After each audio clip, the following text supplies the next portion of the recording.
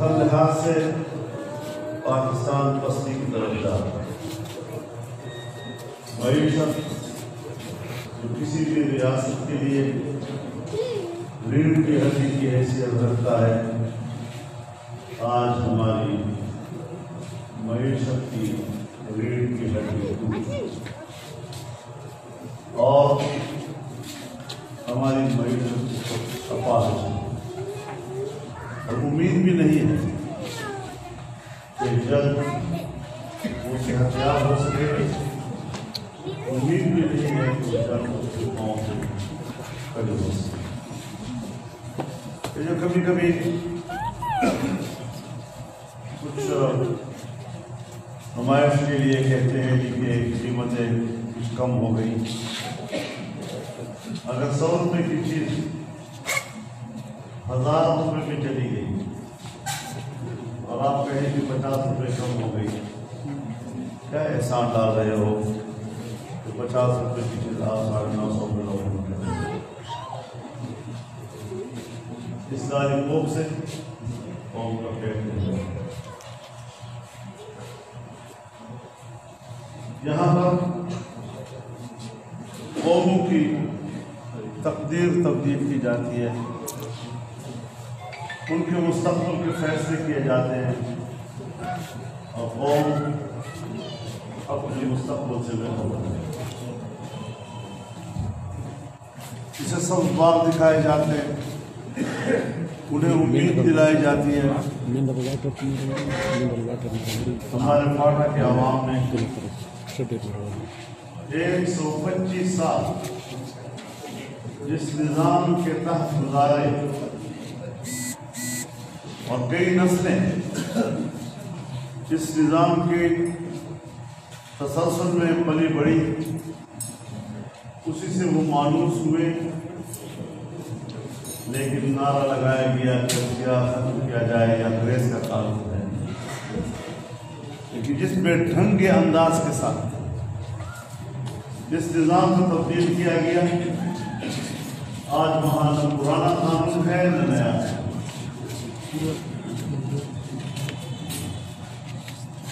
پاٹا میں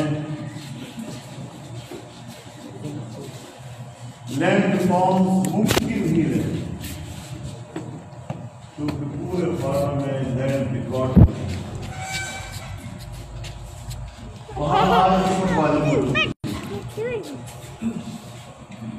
قوموں کے نام پر جو زمینیں تھیں، آج ہزاروں کی تعداد میں جب آپ اس زمین کو تقسیم کریں گے، لوگ آپ کو پکڑیں گے، اور اس وقت بھی جنوبی وزیرستان میں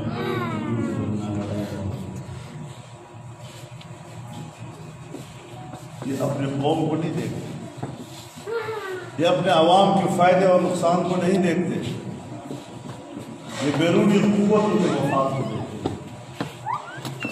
میں کہوں کیونکہ میں رہا ہوں، مجھے کون کون ملے ہیں، کس کس لیول کے لوگ مجھے ملے ہیں،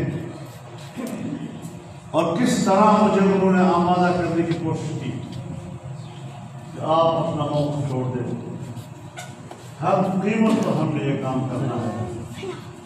اور حکومتوں کے نمائندوں نے آ کر مجھ سے بات کی اور کہا کہ پہلے پاٹا کا انتظام ہوگا، اس کے بعد ہماری ترجیح بلوچستان ہے، اس کے بعد ہماری ترجیح کشمیر ہے۔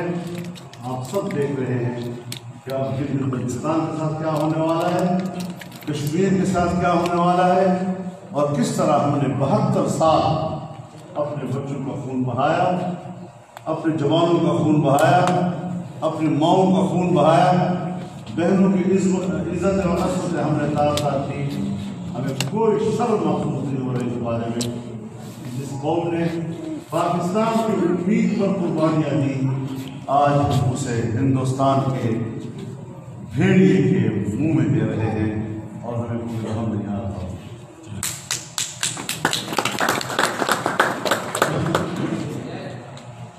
جس طرح خطے میں ہندوستان کی بالادستی قائم کی جا رہی ہے، یہ ہمارے والے ایسے ظاہر میں مگر مشق آنسو بہائیں گے لیکن میں ان کے ایجنڈے کو جانتا ہوں.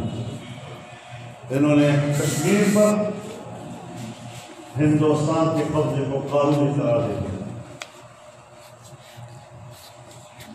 انہوں نے خطے میں ہندوستان کی بالادستی کے سامنے سر جھکا لیا ہے، اور آج وہ فلسطین کو نظر انداز کر کے اسرائیل کو تسلیم کرنے کی باتیں کرتے ہیں. صرف تسلیم کرنے کی باتیں نہیں، بلکہ عرب دنیا میں اسرائیل کی بالادستی کی باتیں ہو رہی ہیں. کیا ہو گیا ہے امت، کیا ہو گیا ہے امت مسلمہ کی قیادت کو کہ اللہ کے سامنے سجدہ کرنے کی بجائے یہ امریکہ کے سامنے سر جھکانے کا معاملہ ہوگا. اور جن یہودیوں کو رسول اللہ صلی اللہ علیہ وسلم نے جزیرہ عرب سے نکالا تھا، آج ان کو پھر پورے جزیرہ عرب بالادستی دینے کی باتیں ہو رہی ہیں. ہم نے کہا مسلمانوں کچھ تو انصاف کرو، بجائے اس سے کہ ہم اسرائیل کو تسلیم کرنے کی باتیں کریں، کیوں نہ ہم دنیا سے فلسطین کو منوائیں، فلسطین کو تسلیم کرنے کی باتیں کرائیں. بیت المقدس مسلمانوں کا ہے. حضرت عمر رضی اللہ تعالیٰ عنہ نے اس کو فتح کیا، صلاح الدین ایوبی نے اس کو فتح کیا. یہ مسلمانوں کا اثاثہ ہے، اسے فلسطین کا دارالخلافہ ہونا چاہیے. آج اس کو اسرائیل کا دارالخلافہ ہونا چاہیے. ہم اپنے حقوق سے دستبردار ہو گئے، ہم اپنے اصول سے دستبردار ہو گئے. ہم اپنے بچوں کے چیخ و پکار کو نہیں سن رہے. ہم نے 70 سال تک ان کو خون بہا کے دیکھا، ان کو تھپکیاں دیتے رہے، وہ قربانیاں دیتے رہے. آج ہم اپنے ہی مسلمانوں کے خون کا سودا کر رہے ہیں. ایسی صورتحال میں تو نہیں کر سکتا ہوں کہ امت مسلمہ کو آواز دو، ان کے حکمرانوں کو جھنجھوڑو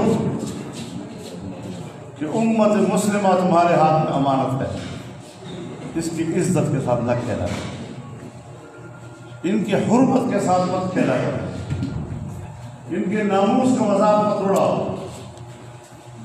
آپ کا فرض ہے کہ آپ ان کی آزادی کو یقینی بنائیں. تم مسلمانوں کی غلامی کو یقینی بنانے کے لیے بیٹھے ہو. اگر آپ مسلمانوں کی غلامی کو یقینی بنانے کی کوشش کریں گے تو ظاہر ہے کہ پھر میرے آباء و اجداد نے آزادی کی جنگ لڑی ہے، ہم آپ کے خلاف بھی آزادی کی جنگ لڑیں. انشاءاللہ.